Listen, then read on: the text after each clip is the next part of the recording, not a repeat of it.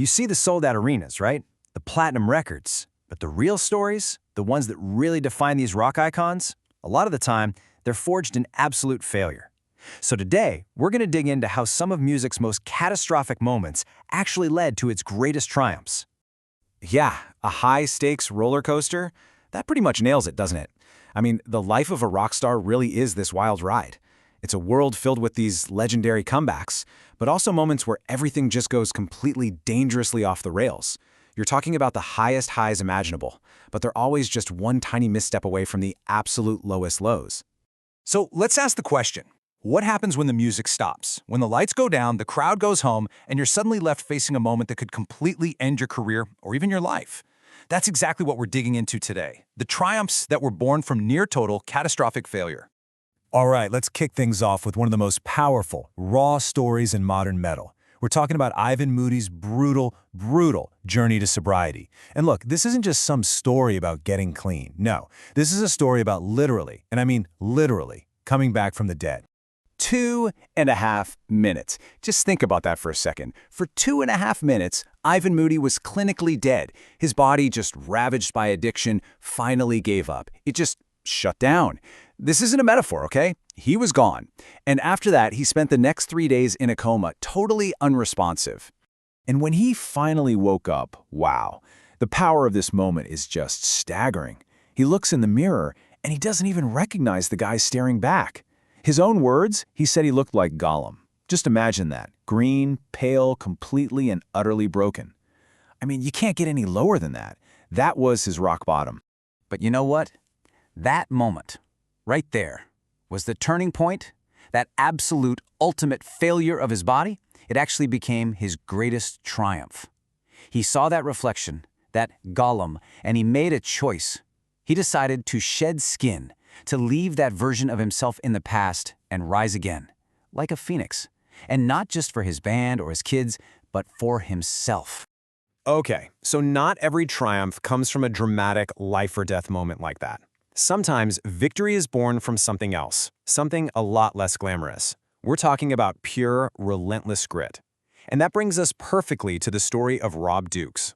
So get this, Rob Dukes, he wasn't some trained singer. He was a guitar tech, and his journey to becoming the frontman for a legendary band like Exodus was basically just a series of failures. He even says himself that his first shot at singing for them was just horrible. Then, at his first real audition, what happens? He forgets the words. First day in the studio, he completely blows out his voice. But here's the thing. Instead of giving up, he just kept going. He just kept screaming, literally. And through sheer, stubborn repetition, he actually transformed his voice into a weapon. It's an absolute 10 out of 10 triumph of just pure persistence. All right, so we've talked about the internal battles. Now let's shift gears and talk about the very real, physical dangers of the stage itself. Because sometimes the threat isn't something inside you. It's a snapped wire or a prop that goes horribly wrong. We're talking about those heart-stopping moments where the show almost stops. Forever. Case in point, first up, the master of shock rock himself, Alice Cooper. His shows were famous for being these huge theatrical spectacles. One of his big stunts was a simulated hanging, but one night, back in 1988, the show suddenly became terrifyingly real. And then there's this one. Kiss guitarist, the one and only Ace Frehley. We're back in 1976, he's in the middle of a concert, and he reaches out to grab a metal railing and has a near-fatal run-in with some seriously faulty wiring. So for Alice Cooper, the piano wire that was supposed to keep him safe, it snapped. In that split second, it was pure instinct. He snapped his head back just in time, which saved his neck, even though he was knocked unconscious. Unbelievable. Now for Ace Frehley, grabbing that ungrounded rail sent 220 volts surging through his body. He gets thrown backward, his hand is completely numb, but then the crowd starts chanting his name. Adrenaline just floods his system, and he gets up and finishes the set. Two totally different, terrifying failures, but the exact same incredible triumph of survival. But you know, some triumphs aren't just about surviving a single moment. They're about building a legacy, something that becomes immortal. And you just can't talk about legacy in rock and metal without talking about the soul, the legend, the one and only Dimebag Darrell. Dimebag's dedication was just next level. Seriously, the guy was known for practicing constantly. We're talking about sitting on the toilet with his guitar just to make sure his wrists would be the shit, as he put it. And man, did it pay off. He could be insanely hungover, and still get up on stage and play a completely flawless, super high-energy set. Every single night. The man was a machine. But here's the thing that really separated Dimebag from the pack.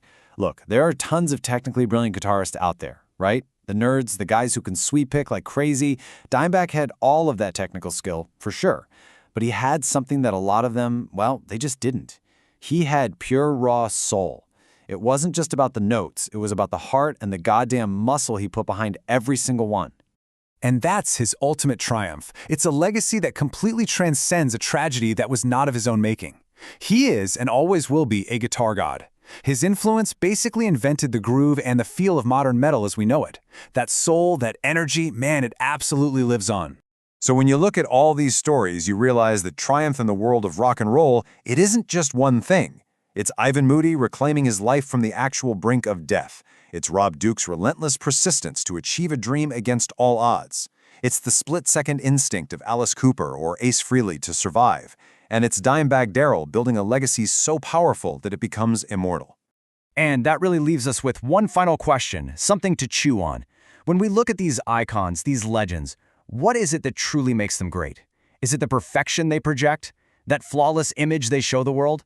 Or is it the disasters they survive? Is it the grit, the humanity, and the incredible resilience they show when they stare down absolute disaster and somehow come out stronger on the other side? Something to think about.